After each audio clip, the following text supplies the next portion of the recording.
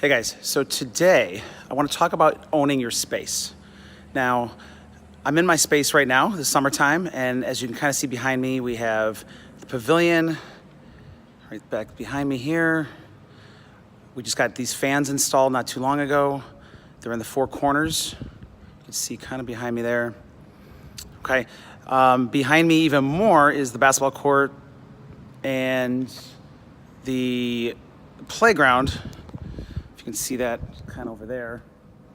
So that's my space in this area. Now I do have space out on the track and out in the field, which I guess I'll show you this way by turning around. We'll do another clip here.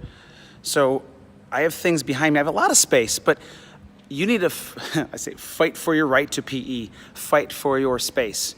Okay, I'm losing little by little. Recess, I've lost some space.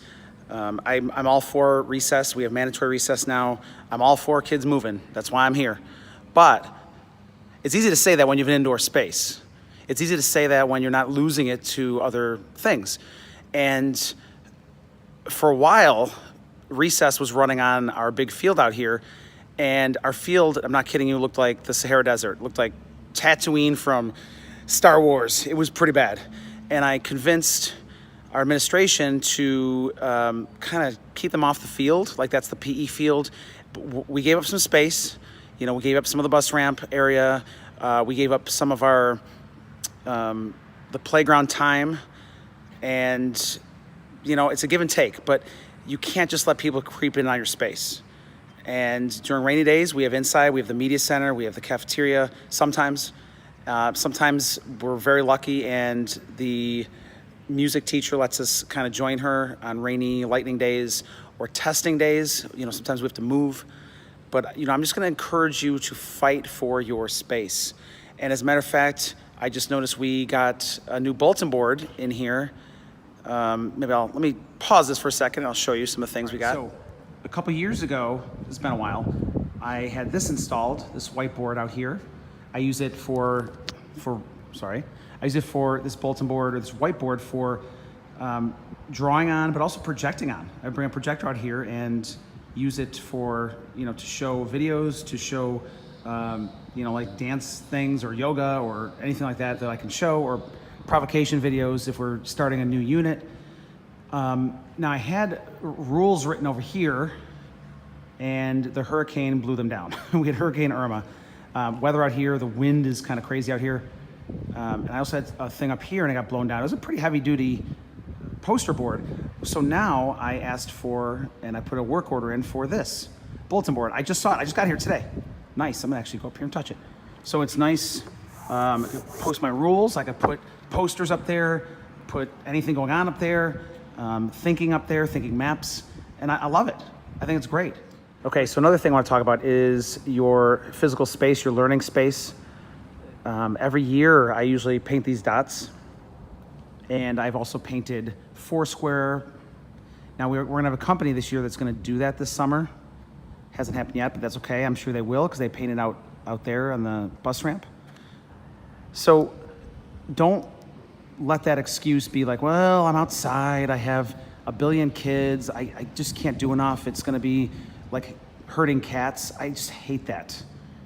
You know, you have an opportunity to teach these kids. You have an opportunity to do more. I have an opportunity to do more. So here's my space. Again, the field right now looks nice and green. It's perfect.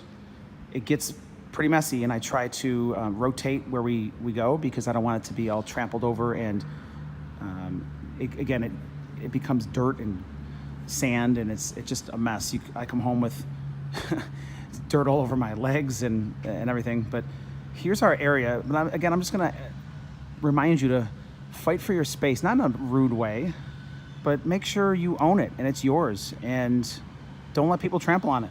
All right, going on the own your space routine, going on the own your space kind of theme, you know, I didn't want to say, don't be rude, don't be mean, but, you know, politely tell people, hey, get off my grass. I've had to tell people before, I take a lot of time setting games up.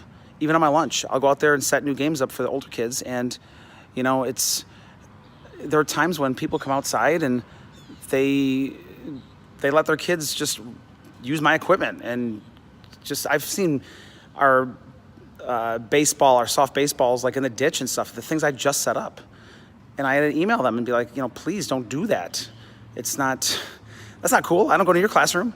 Another thing is, like water fountains and bathroom. And I tell recess, no, you can't come and interrupt my lesson. If you can't just come get a drink or go to the bathroom during my lesson. I'm up here teaching, and I have kids from recess. They only have recess for 15 minutes. Okay, I tell them no. And the teachers are like, oh, we don't allow that. Don't worry, that won't happen. Well, it happens all the time.